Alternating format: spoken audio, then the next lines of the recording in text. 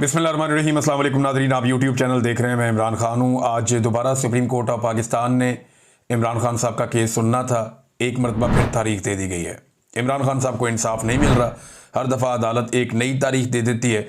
Supreme court of Pakistan में जब case लगने के लिए गया तो जो प्रोसिक्यूटर की जानिब से, यानी प्रोसिक्यूशन टीम या पंजाब हुकूमत का जो प्रोसिक्यूटर है, उनका वकील आया नुमाइंदगी करते हुए। उसने कहा जी वो प्रोसिक्यूटर साहब जो है ना, उनके पेट ख़राब हो गया, उनको फूड पॉइजनिंग हो गई है, लिहाजा आप कोई और तारीख दे दें।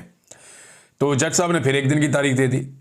इससे पहले जनाब एक दिन कहा कि जी वकील खुद मौजूद नहीं। उन्होंने कहा जी वकील मौजूद है, करें आप।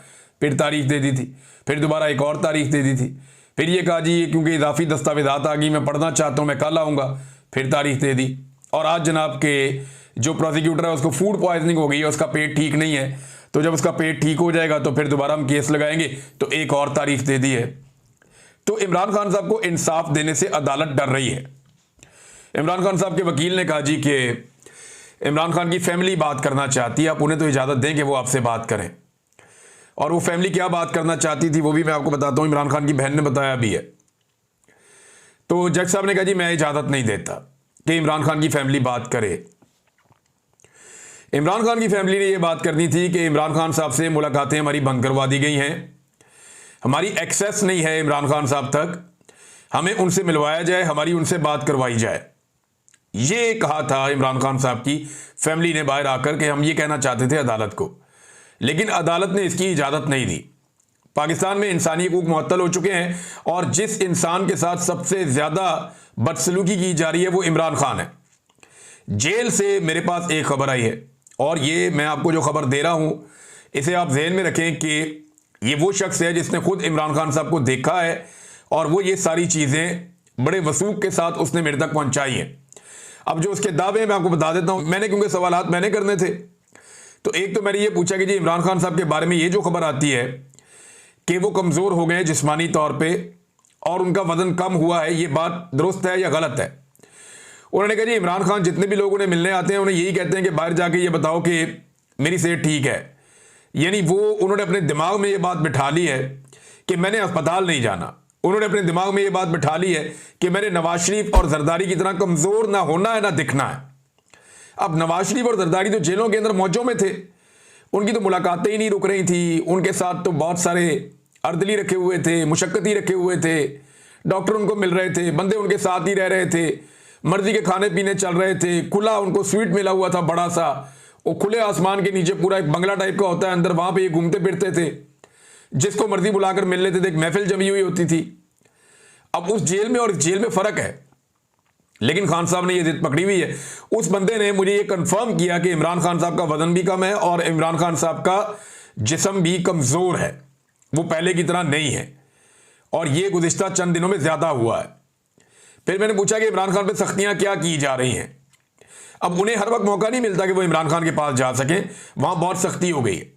उस शख्स ने मुझे ये बताया कि पहले जब इमरान खान साहब की कोई समाअत वगैरह होती थी अदालत में या कोई और चीज़ होती थी तो यहाँ पे हमें अलाउ होता था, इजाज़त होती थी कि आते जाते हुए खान साहब से बात कर लेते थे। जो अमले के लोग थे, जो सिक्योरिटी के लोग थे, वो खान साहब के साथ बातें करते थे, थोड़ा सा इधर उधर की बातें हो जाती थी।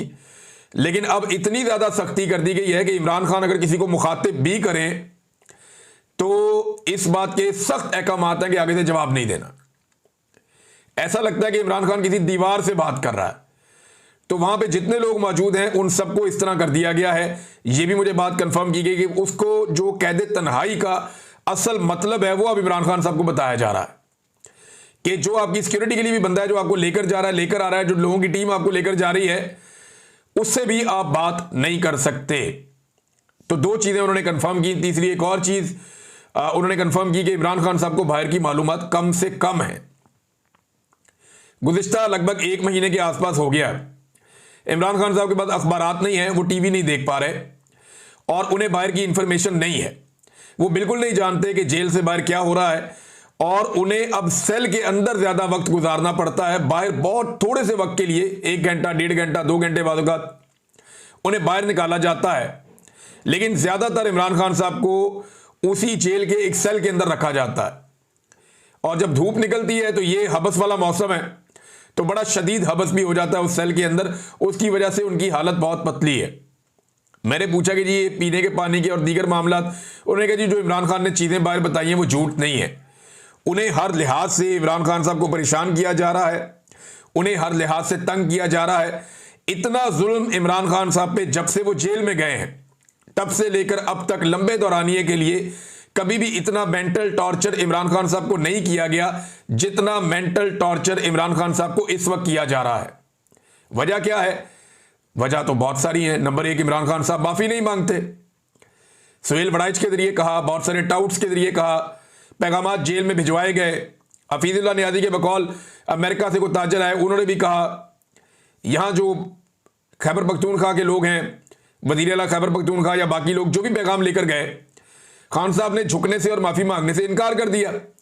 अब उस गुस्से में इमरान खान साहब को इबरत का निशान बनाने की एक कोशिश की जा रही है और इमरान खान साहब डटकर खड़े तो हैं लेकिन बहुत मुश्किल सूरत-ए-हाल देख रहे हैं। अब सोचने की बात यह है कि इमरान खान साहब क्या ये सारा कुछ अपने लिए कर रहे हैं? क्या कोई आदमी इतनी सारी तकलीफ अपने लिए बर्दाश्त कर सकता है जबकि उसके बाद ये ऑप्शन हो कि वो जब चाहे मुल्क से बाहर चला जाए, जब चाहे जेल से बाहर आ जाए, जब चाहे चीजें उसके लिए नॉर्मलाइज हो जाएं, सिर्फ हल्का सा उसने सर नीचे झुकाना है और बाहर आ जाना है। लेकिन वो आदमी डटकर अगर खड़ा है तो कौम के लिए खड़ा है और जो उसकी अपनी पार्टी है वो इन चीजों को ऐसा लगता है कि आहिस्ता आहिस्ता नॉर्मलाइज होता हुआ देख रही है। फैमिली जो है वो बड़ा जोर लगाती रहती है, वो कोशिश करती रहती है, वो इधर टक्कर मारते हैं उधर मारते हैं, वो कोशिश करते हैं किसी तरह इमरान खान साहब तक एक्सेस हो जाए, कोई इंसाफ मिल जाए। जबकि जो पार्टी के लोग हैं उनके अंदर तो बिल्कुल वो एक अलग तरह का है। तो इमरान खान साहब की सेहत के हवाले से मैं आपको ये बताऊं कि वो बीमार तो नहीं है, वो खुद कहते हैं कि मैं ठीक हूं, लेकिन उनका वजन भी कम हुआ है और उनको शदीद मेंटल टॉर्चर इमरान खान साहब को किया जा रहा है कि वहां पे जहां चंद मिनट गुजारना मुश्किल है वहां पे इमरान खान साहब को 22-22 घंटे अंदर रखा जाता है और उन्हें पढ़ने के लिए कोई किताब भी नहीं दी जाती कि जिसे पढ़ के वो अपना वक्त पास कर लें। तो ये इमरान खान के साथ किया जा रहा है और ये कर कौन रहा है? मिलिट्री एस्टेब्लिशमेंट कर रही है। मेरा चैलेंज है पाकिस्तान का कोई एक जर्नैल, एक जर्नैल एक भी ऐसी जेल काट के दिखाए। परवेज मुशर्रफ को मौका मिला था जेल काटने का तो वो अदालत जाते जाते रास्ते से अस्पताल पहुंच गया था, याद होगा आप सारों को। तो कोई भी जर्नैल जेल नहीं काटता, कोई भी जर्नैल जेल काट नहीं सकता। जनरल फैज हमीद को बज़ाहिर दुनिया को दिखाने के लिए पकड़ा हुआ है, लेकिन जो खबरें आ रही हैं उसके मुताबिक वो एक बेहतरीन मेस के अंदर जिंदगी गुजार रहा है। उसके खानदान वालों से मुलाकातें भी करवाते हैं। यानी अपना जर्नैल पकड़ा हुआ तो कहते शानदार तरीके से रखा हुआ है, शाहाना अंदाज में रखा हुआ है। जो खबरें उसके बारे में आती हैं बाहर निकल के, उसके अंदर तो बहुत अच्छी अच्छी चीजें हैं। लेकिन इमरान खान को जो साबिक वजीर आजम है, जो सबका बॉस था इनका, उसको जेल में रखा हुआ है तो सिर्फ इसलिए कि वो एक सिविलियन है, सिर्फ इसलिए कि सिविलियन को कीड़े मकोड़े समझते हैं। तो पाकिस्तान के कीड़े मकोड़ों का सबसे बड़ा लीडर जो है उसको जेल में देखे किस हालत में रखा हुआ है। और ये मैं फर्स्ट हैंड नॉलेज की बुनियाद पे कह रहा हूं। मेरी जिस बंदे से बात हुई है वो मुझे और भी इंफॉर्मेशन देगा, वो इंफॉर्मेशन मैं आप तक पहुंचाऊंगा आने वाले वक्त में। जेल में ये हालात हैं इमरान खान साहब के। अब नाजरीन एक और चीज मैं आपके सामने रखता हूं कि जिन्होंने इमरान खान को जेल में भेजा है और जिन लोगों को मुसल्लत किया गया इमरान खान की जगह पे, उन लोगों की आप हालत चेक करें कि कितनी पतली हो गई है। अवाम उनको मानती नहीं है, अवाम उन्हें तस्लीम करने पर तैयार ही नहीं है।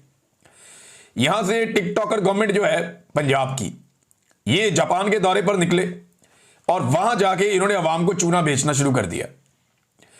ये जिस जगह की इन्होंने तस्वीरें और वीडियोस लगाई कि जनाब ये कोई बंदरगाह है और वहां पे स्लोमोस चलाए गए, टिकटॉक बनाकर चलाए गए और भड़कीले लिबास पहन के सारे लोग अलग अलग किस्म के वो वहां फिर रहे थे और बता रहे थे कि जनाब ये हमने बंदरगाह का दौरा किया है। वो पता चला जी वो पब्लिक पार्क है, वो बंदरगाह नहीं है। वहां पे ओवरसीज पाकिस्तानियों ने मुझे फोन करके भी बताया और कुछ वहां पे कैमरा लेकर पहुंच भी गए। उन्होंने बताया जी पीछे जो ये शिप खड़ा हुआ है इसके अंदर बैठ के आप खाने शाने खा लेते हैं। और दूसरे जो यहाँ पे जहाज वहाज आते हैं ना, ये कोई बंदरगाह नहीं है, ये कोई पोर्ट नहीं है, ये सिर्फ और सिर्फ इसलिए है कि यहाँ से लोग सैर करने के लिए जाते हैं, बस शिप्स के अंदर बैठ के क्रूज वगैरह आ जाते हैं, लोग सैर करते हैं, लोग इंजॉय करते हैं और कुछ ऐसा नहीं है यहाँ पे।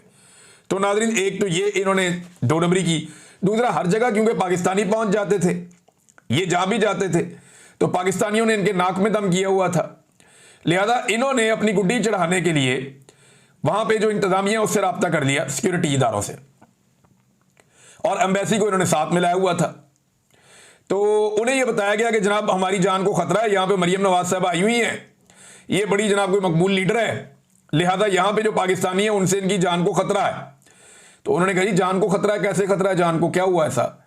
जी ये हमारे पीछे पीछे आते हैं, पीछे आते हैं, कोई मारता तो नहीं है, तो जान को खतरा कैसे हो गया?